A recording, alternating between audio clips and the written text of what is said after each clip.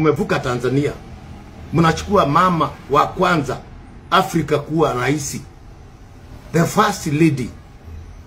Mchungaji kutoka nchini Kenya anayefahamika kwa jina la Pastor Ng'ang'a amejitokeza kwenye mitandao ya kijamii na kulalamikia serikali ya Kenya kutochukua hatua dhidi ya vijana Gen Z hawa ambao wamekuwa wakimtolea maneno ya hovyo, matusi Rais wa Jamhuri ya Muungano wa Tanzania Daktari Samia Suluhu Hassan. Sasa Pastor Ng'ang'a amekuwa tofauti, amesema kwamba serikali inabidi iwachukue hawa vijana, iwafinye kidogo, waachane na hiki ambacho wanakifanya, kwa sababu Rais Samia kwanza ni rais wa kwanza wa kike, ndio mwanamke. Kwa hiyo Afrika tunashindwa kuijua thamani yake, tunaruhusu wananchi wamtukane.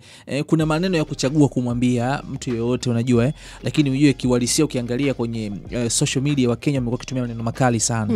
Lakini kama ulikuwa unafuatilia, Ruto aliomba msamaha kwa Tanzania kwamba Watanzania mtusamee kama kuna sehemu tumewakosea.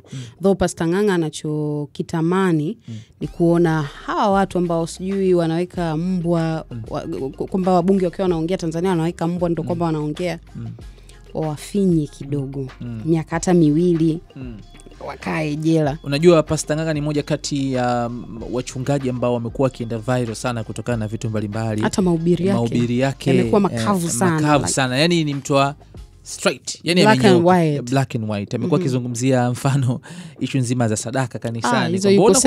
Unakuja kanisani utoe sadaka, unajua kufanya nini? Au ukatoa sushi hela ndogo. Ni mtu ambaye amekuwa kia viral sana kwa vitu ambavyo wengi wanasema kwamba why pastor anafanya hivi, lakini amekuwa ni mtu wa black and white. So kwa hili ameona kwamba inabidi sasa serikali ya Kenya iweze kuchukua hatua dhidi ya raia wake, na anashangaa kuona mpaka leo hii serikali haijachukua hatua kwa watu ambao wamekuwa wakimtukana Rais Samia kupitia kwenye mitandao ya kijamii, na wanaonekana kabisa kwamba ni fulani. Unajua pamoja na Tanzania kwenda katika kurushiana maneno mitandaoni, wa Tanzania tumekuwa na limit ya namna ya atuingi kwanza uwezi kumkuta Mtanzania mtukana kiongozi. Ni ngumu sana, ni ngumu. Yani kuna hata kama atakosoa, kuna baadhi ya maneno hawezi kuyatumia. Yani kuna maneno kiwalisia mpaka unaangalia like seriously mtu amejamii nini mpaka kutukana kiasi kama hiyo, mtukana rais. Mange ndo anawezaga hivyo. Umeelewa?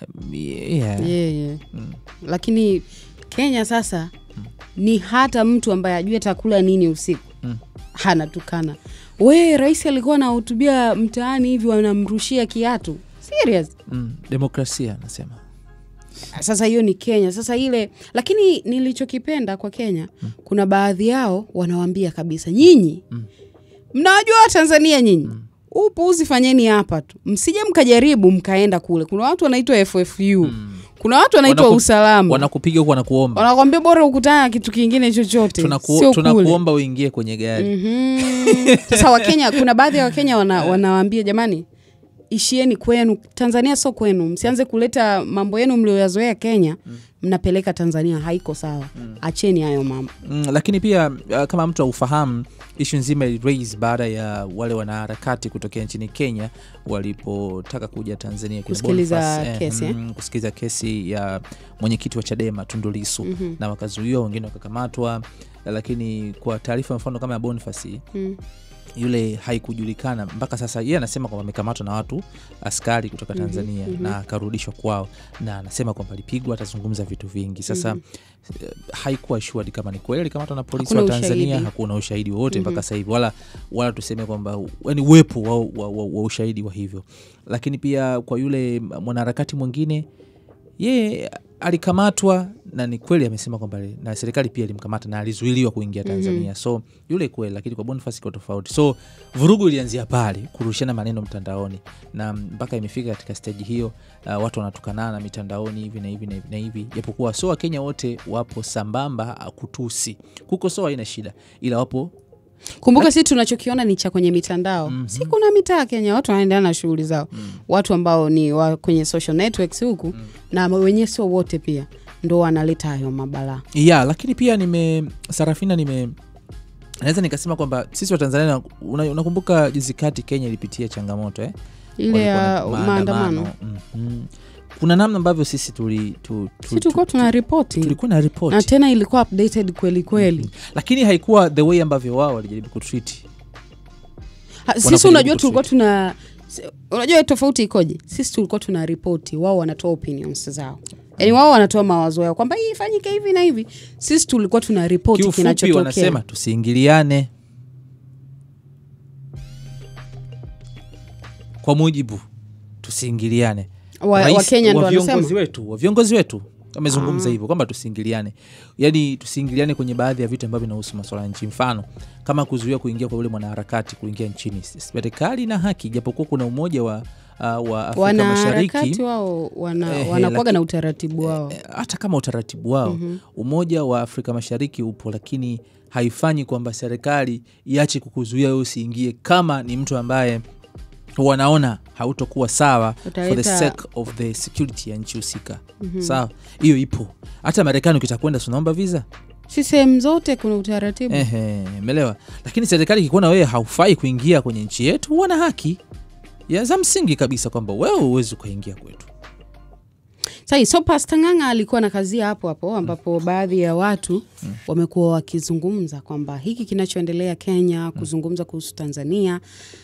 Sawa, wanaweza kawa wanazungumza kuhusu Tanzania, lakini namna ambavyo wanaifanya haiko sawa.